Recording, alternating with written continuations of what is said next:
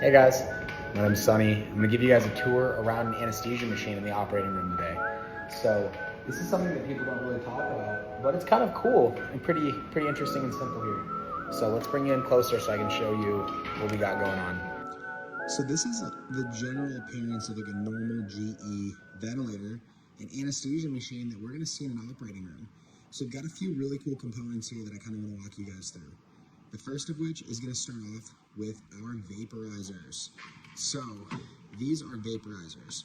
What a vaporizer is, it is an anesthesia gas, sits inside of this, and it does exactly what the name says. It vaporizes that gas, and it allows it to be delivered through the patient circuit into the patient.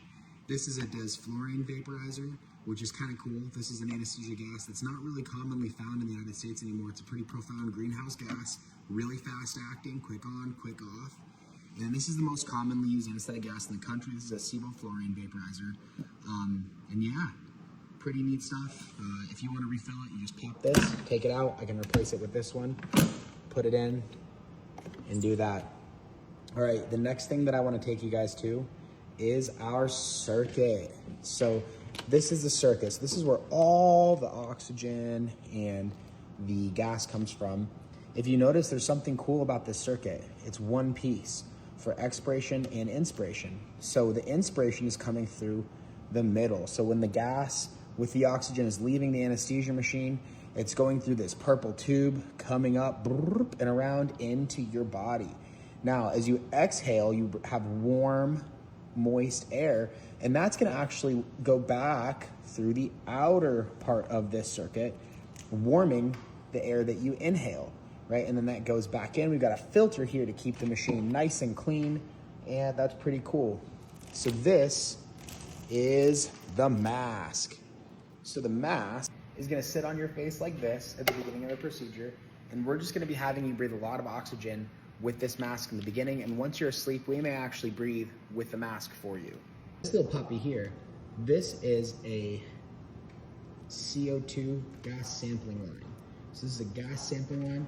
This goes from the circuit that's connected to your body all the way up into the machine, and it allows us to read the CO2 on our screen that your body's breathing out, and that tells us quite a few things.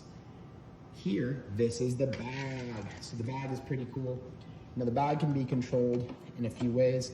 We can squeeze the bag for you, or if the machine is ventilating for you, it's gonna be using the bellows to breathe for you. So both will drive ventilation for the patient. This is called an APL valve. And what this does is this allows us to increase the pressure in centimeters of water that is delivered to the patient either via endotracheal tube or the bag mask or LMA when we're manually ventilating. Now, one very, very, very important piece of equipment with an anesthesia machine is the suction. And you always want to make sure that your suction is on and working and hooked up. And how you do that is, you hear that noise?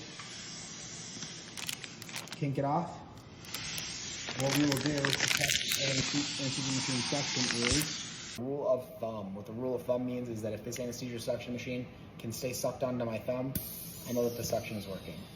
All right, so when you're breathing out the carbon dioxide, it needs to get absorbed by something. You don't want to re-breathe that carbon dioxide, right? That's where this big guy comes into play. This beer mug looking thing that has all these little pebbles in it, that is your CO2 absorber. And there's actually a chemical reaction that happens in there where when the carbon dioxide goes in to the CO2 absorber, it actually absorbs the CO2 and essentially scrubs it from the machine and the circuit. This is some of our auxiliary, this is our extra oxygen. So we hook up nasal cannulas to this, or we can hook up like a face mask to this to add some extra oxygen that's not associated with the patient's circuit. This is how we turn on and off the suction. So here the suction is off, here it's on max, and here it's on intermittent where it will occasionally turn on and off. We typically will use that setting when we are using suction through an OG or a nasal gastric or an oral gastric tube, sucking out the stomach.